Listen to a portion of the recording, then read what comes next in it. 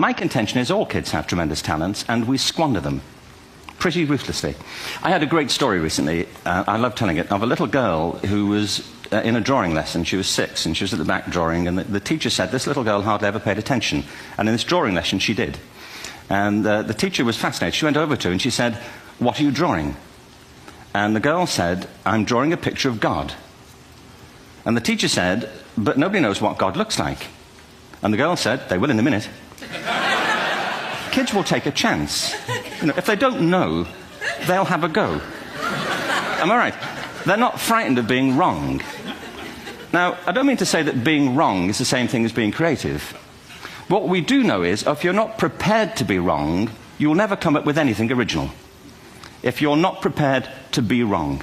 And by the time they get to be adults, most kids have lost that capacity.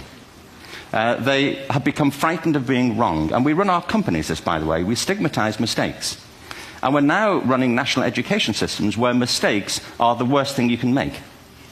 And the result is that we are educating people out of their creative capacities. If you think of it, the whole system of public education around the world is a protracted process of university entrance. And the consequence is that many highly talented, brilliant, creative people think they're not, because the thing they were good at school wasn't valued or was actually stigmatized. And I think we can't afford to go on that way. Picasso once said this. He said that all children are born artists. The problem is to remain an artist as we grow up. I believe this passionately, that we don't grow into creativity, we grow out of it.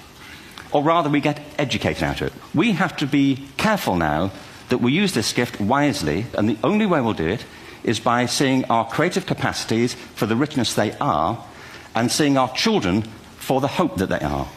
And our task is to educate their whole being so they can face this future. By the way, we may not see this future, but they will.